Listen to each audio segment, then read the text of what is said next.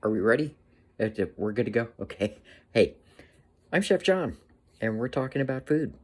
Today we're talking about the Modern Fishing Act because it was in December of 2018, President Donald J. Trump quietly signed into law the Modern Fish Act. Now, this law, officially known as Modernizing Recreational Fisheries Management Act of 2017, it's a mouthful, it deregulated recreational saltwater fishing.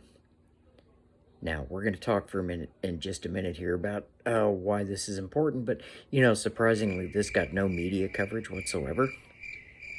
I guess Stormy Daniels and impeachment made for better headlines than taking away our annual catch limits.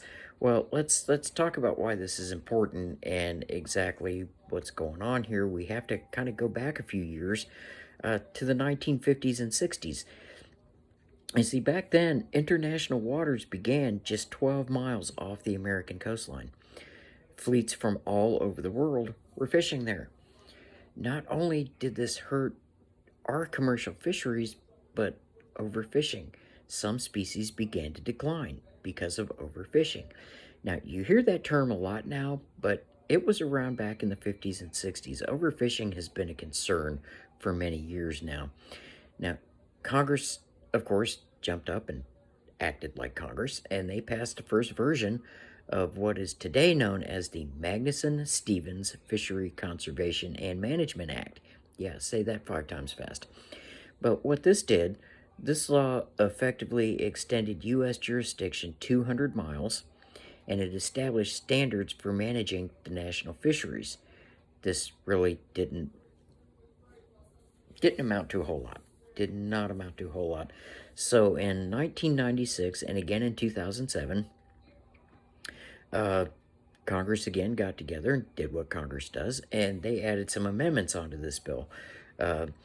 They added sustainable, science-based management, effectively adding in the annual catch limits. The annual catch limits, the levels they set, prevented overfishing, and the important thing is management plans to bring those stocks back to healthy levels. The Modern Fish Act pretty much took all that away. A lot of your sporting and outdoor recreational groups, man, they are just happy. They loving this. They're just loving it. But conservationists, commercial, and fishing charter groups are not happy about this whatsoever. Now, the Marine Fisheries Conservation Network, they have a lot to say about this. What they're saying is that it brings too much uncertainty into the management process. It loosens the boundaries of state and federal management. Not only does it take those regulations away, it's the fox watching the hen house is what it is, because you're leaving the industry to regulate itself.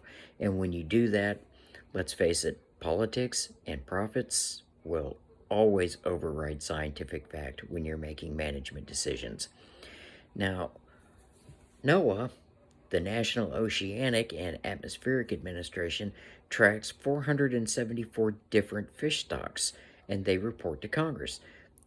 I've done a little digging around, but the last report I could find was in 2016.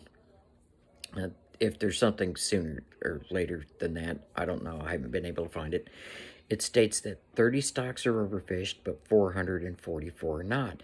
Now, under the Modern Fish Act, those 444 stocks and complexes are going to lose the requirement for science-based sustainable limits on catches for recreational fishing. Fine, go out there, catch as many fish as you want.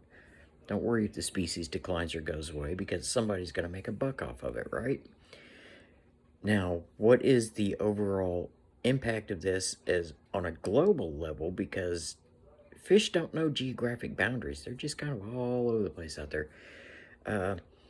It's going to depend on stock management, how they go about that, because you have some species like pollock, which the fisheries on that are predominantly commercial. There's very few people that go out there fishing for pollock for sport. When you're talking sport fishing, you're talking about marlin, and then you have others like the red snapper, which they're mixed, People catch them for fun. People catch them for commercial purposes. And so this U.S. law, of course, there's no way it's not going to impact the fish stocks in Mexico, Canada, and other nations. Now, I understand making a profit. I understand government wanting to help business, supply and demand, catch more fish, you flood in the market, it's supply and demand. I mean, economics 101. Come on, we all know this. However, it's if you really want to improve the fisheries, if you really want to do these people some favors, it's not deregulation. Let's look at what's going on out there. You've got climate change. Do you know that our oceans are beginning to acidify, and that's causing problems? This is what Congress needs to be looking at. These are the legislations that Congress needs to be dealing with. This management system, the Magnuson-Stevens Fishery Conservation and Management Act, after it was amended in 2007, it was a model for management base, a model for ocean conservancy. I mean, science-based limits, the numbers were there. A lot of these fish stocks began to come back. Some of them came off the endangered species list. Now, they're going to go right back on it. You're taking our annual catch limits away, and that is the best tool for conservation that we have. And this is going to bring us back to the days of failing fishing businesses. Coastal communities are going to struggle. Our ocean health is going to decline. It's just not a good idea, in my opinion. And that's just my opinion. This is the way I see it. And I'd like to know how you see it. So send me an email. Let me know what you think.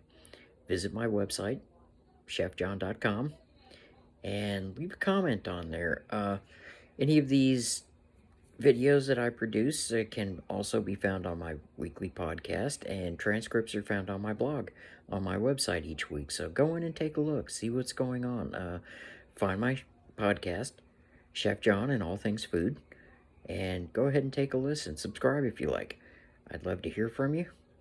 And I welcome any comments, suggestions. If you think I'm an idiot, tell me you think I'm an idiot. That's fine. You're welcome to your opinion. So thank you for listening. Thank you for tuning in, and we'll see you next week.